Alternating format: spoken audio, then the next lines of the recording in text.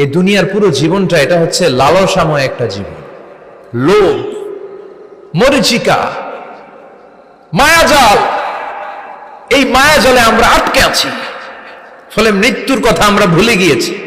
পাগলের মতো ছুটছি, আরো টাকা লাগবে, আরো খ্যাতি লাগবে, আরো যশ লাগবে, আরো দাপট লাগবে। আমার এত টাকা দিয়ে কি হবে, এত সম্পদ দিয়ে কি হবে, এত ব্যস্ততা দিয়ে কি হবে তোমার?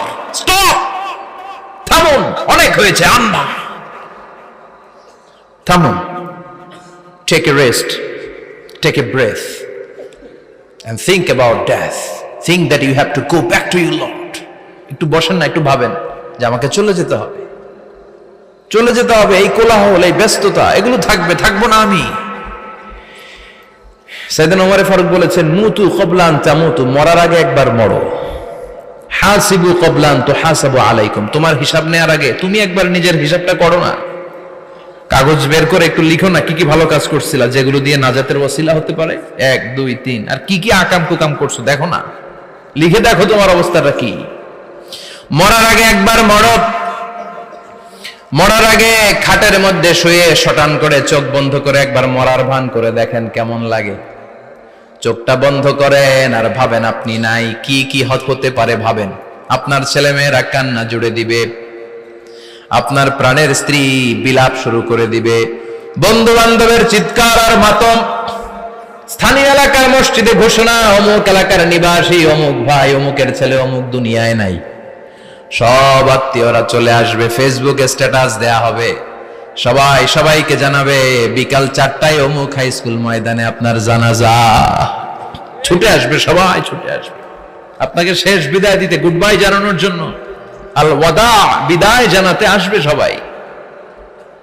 4 তাকবীর দিয়ে আপনার জানাজা হবে, অশ্রুসিক্ত জানাজায় আপনার বিদায় হবে। কাঠের খাটিয়ার মধ্যে করে কাঁধে তুলে আপনার কবরে নেওয়া হবে। আগে থেকে খুঁড়ে রাখা কবরটার মধ্যে আপনারে বিছিয়ে দেয়া হবে। বাঁশের কচি দিয়ে তার উপরে মাটির চাপা দিয়ে সব চলে যাবে। ভাবেন না একবার চোখ বন্ধ করে, this is the circle of life, this is the nature of life. এটা সবার হবে, আমার হবে, আপনার হবে। এত মায়া, এত ভালোবাসা কই যাবে? কেউ থাকবে না, সবাই আপনার অন্ধকার কবরে রেখে দিয়ে চলে আসবে। উপরে বাঁশের কঞ্চি, তার উপরে মাটির চাপা, অন্ধকার আর অন্ধকার। এই অন্ধকার যেন শেষ হতে চায় না, শুধুই অন্ধকার, ঠিক কিনা? এজন্য আমাদের চলে যেতে হবে। দাদা গেল, চাচা গেল, মামা গেল, আমাদেরকেও যেতে হবে, জোরে কোন ঠিক কিনা? একদিন মাটির ভেতরে হবে ঘরে মন আমার, কেন বন্ধ দালান ঘর, প্রাণ পাখি উড়ে যাবে পিঞ্জর ছেড়ে।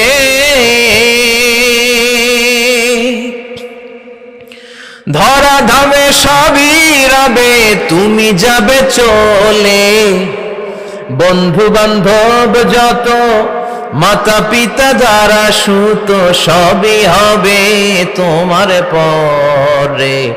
মন আমার কেন বন্ধ দালান ঘর, একদিন মাটির ভেতরে হবে ঘরে মন আমার, কেন বন্ধ দালান ঘর, ঠিক কিনা? সব পরে থাকবে, চলে যেতে হবে আমাদেরকে। এজন্য আখিরাতের কথা যেন আমাদের স্মরণ হয়। বিশ্বনবী বলতেন, নাহাইতুকুম আন জিয়ারাতিল কুবুর, আমি তোমাদেরকে কবর জিয়ারত করতে আগে নিষেধ করতাম, কিন্তু এখন নিষেধাজ্ঞা প্রত্যাহার করে নিলাম। এখন সব সময় তোমরা কবরের সামনে যাবা আর জিয়ারত করবা। কবরস্থানে জানতো বড়ুয়া কৃষ্ণপুরের এই গ্রামের কবরস্থান আছে কোন দিকে? পূর্ব দিকে আছে, গোখরার জলের ওদিকে। যান আপনারা, একটু যাবেন, একটু গেলে আখিরাতের কথাটা স্মরণ হবে। ওখানে ছোট শিশুরা শুয়ে আছে, কিশোর যুবকরা আছে, আপনার মতো তাগড়া যুবক, মুরব্বীরা আছে। এরা এই এলাকায় থাকতো, এরা আকাশ থেকে নেমে আসে না, এই এলাকার সন্তান, আজ নাই। একটা সার্টেন পিরিয়ড শেষে আপনিও থাকবেন না। This is the nature of life, this is the circle of life. ছোট্ট শিশু হয়ে এসেছিলেন, শৈশব, কৈশোর, যৌবন, প্রৌঢ়ত্ব। আগে ছিলেন সিঙ্গেল, বিয়ে করে হয়ে গেলেন ডবল। এরপরে আল্লাহ আপনাকে একটা মেয়ে দিল, এরপরে মেয়েকে বিয়ে দিয়ে শ্বশুর হলেন, এরপরে ওই মেয়ের ঘরে সন্তান হতে নানা হলেন। আর কতদিন? অনেক দিন হলো তো, অনেক লম্বা সময় পেয়েছেন আপনি। Think about death. এবার যাওয়ার কথা ভাবেন। আখিরাতের সামানের কথা ভাবেন, ফিরে যেতে হবে। কি শক্তিশালী যুবক, বার্ধক্য চলে আসলে লাঠি ছাড়া চলতে পারে না। কুচকুচে কালো দাড়ি সাদা হয়ে যায়, দাড়ির শুভ্রতা, বয়সের ভার, রং ধরা যৌবন জং ধরে শেষ, ঠিক কিনা? This is the circle of life. যুবক ভাইরা, এটাই জীবন, চলে যেতে হবে, কেউ থাকতে পারবে না, ঠিক কিনা? এটা রিমাইন্ডার আল্লাহ এই সূরার ভেতরে দিয়েছেন যে তোমাদেরকে ফিরে যেতে হবে, এই লোভ লালসা ছেড়ে দাও। রব্বুল আলামিন বলেন, আলহাকুমুত তাকাসুর হাত্তা যুরতুমুল মাকাবির। ও গোলাম, দুনিয়ার সম্পদ, লোভ লালসা তোদেরকে পাগল বানিয়ে দিয়েছে।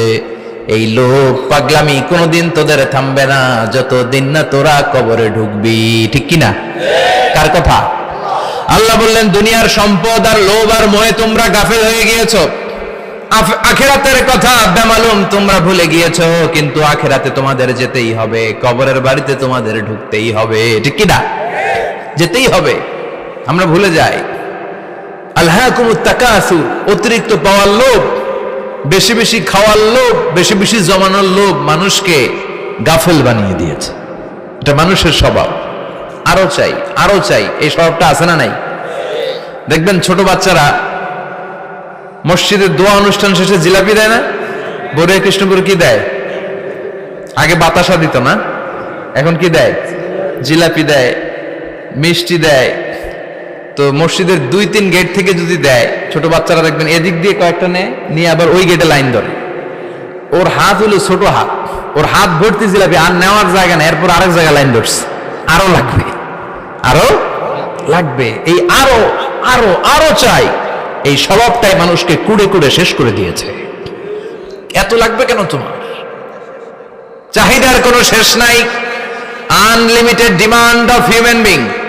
যার আছে বেশি তার চাই বেশি, যার সাইকেল আছে তার হুন্ডা চাই, হুন্ডা আছে তো প্রাইভেট কার চাই, প্রাইভেট কার আছে তো প্লেন চাই, প্লেন আছে তো হেলিকপ্টার চাই, হেলিকপ্টার আছে তো ওইটা চাই, ওইটা আছে তো সেটা চাই, ঠিক কিনা? এলাকার মেম্বার যে হয়েছে চেয়ারম্যান হতে চায়, আছে না নাই? চেয়ারম্যান সাহেব এমপি হতে চায়, আছে না নাই? এমপি সাহেব মন্ত্রী হতে চায়, আছে না নাই? মন্ত্রী সাহেব প্রধানমন্ত্রী হতে চায়, আছে না নাই? কিন্তু এই দেশে সুযোগ নাই, কথা কন। এই দেশে প্রধানমন্ত্রী সিলেক্টেড, 2-3 জনের বাইরে কেউ প্রধানমন্ত্রী হতে পারবি না, ঠিক কিনা? আমার এই জীবনে তো আমি 2-3 জনই দেখলাম। বেগম খালেদা জিয়া, মাননীয় প্রধানমন্ত্রী শেখ হাসিনার ছোট্টবেলা দেখেছি এরশাদকে, আমরা তখন ছোট। তো মানুষের চাহিদার কোনো শেষ নাই, যার আছে বেশি তার চাই বেশি। এজন্য বিষ্ণু বলেছেন, উনজুরু ইলা মান হুয়া আসফালা মিন, তোমার চেয়ে যে খারাপ আছে ওর দিকে তাকাও। ওয়ালা তানজুর মান হুয়া আ'লা মিন, তোমার চেয়ে যে ভালো আছে ওর দিকে তাকায়ও না, তোমার চেয়ে যে খারাপ অবস্থানে আছে ওর দিকে তাকাও। অনেকে নিজের অবস্থান নিয়ে সুখী না, এরকম আছে না নাই? আল্লাহ আমার এটা দিল না রে, ওইটা দিল না রে, পাইলাম না রে, কিচ্ছু হয় না, কি করবো জীবনে, হতাশ। আসলে আছে কিন্তু অনেক, কিন্তু শুকরিয়া নাই, ডাকাত, ঠিক কিনা? নিজের অবস্থান নিয়ে সুখী না, কিন্তু অনেক লোক আছে তারা আপনার অবস্থানে পৌঁছতে চায়। তাদের দিকে তাকিয়ে দেখেন, আপনি যে অবস্থানে আছেন এই অবস্থানে পৌঁছাটা অনেকের কাছে স্বপ্ন। তারা প্রতিনিয়ত সংগ্রাম আর স্ট্রাগল করে যাচ্ছে আপনার অবস্থানে পৌঁছতে, আর আপনি এটা নিয়ে সন্তুষ্ট না। শেখ সাদির নাম শুনেছেন? বালাগাল উলা কাশাফাত দুজা, এই কবিতাটা রচয়িতা, ইরানের বিখ্যাত এক কবি। উনি একবার আর্থিক সমস্যার মধ্যে দিয়ে সময় কাটাচ্ছেন, টাকা নাই, পয়সা নাই, পায়ে দেওয়ার মতো জুতা নাই। উনি খুব দুঃখ পেলেন, হায় রে, আমি ইরানের এত বড় কবি, আমার পায়ে দেওয়ার মতো জুতা নাই। দুঃখ ভরা মন নিয়ে রাস্তায় হাঁটতে বেরোলেন। হাঁটতে হাঁটতে হঠাৎ দেখলেন একটা লোক শুয়ে শুয়ে কাঁদছে, ওই লোকটার 2টা পাই নাই, পাই নাই। উনি সেজদায় পড়ে গেলেন, আল্লাহর কাছে ক্ষমা চাইলেন, আল্লাহ অনেক দিয়েছো, শুকর আলহামদুলিল্লাহ। এজন্য যেই পরিস্থিতিতেই থাকি না কেন আমরা কি পড়বো? জোরে বলেন, কি পড়বো? এজন্য কানাতু মিনাল ইসলাম, অল্পে তুষ্ট থাকার নাম হলো ইসলাম। সম্পদ লাগবে কিন্তু সম্পদের পাহাড় লাগবে না, ঠিক কিনা? অল্প খান, অল্প পড়েন, অল্প জামান, অল্পের ভেতরে বরকত ঢুকায়া দিছে কে? দেখবেন যাদের সম্পদ অল্প তারা সুখী বেশি। জরিপে এটা দেখা গিয়েছে, অনেক সার্ভেতে এটা এসেছে, যারা সম্পদশালী এরা দুঃখী বেশি। এদের দুঃখ বেশি, টেনশন বেশি, খুব স্বাভাবিক। টাকা যার বেশি, রোগ তার বেশি। টাকা যার বেশি, টেনশন তার বেশি। টাকা যার বেশি, ঘরে শান্তি তার কম। আছে না নাই?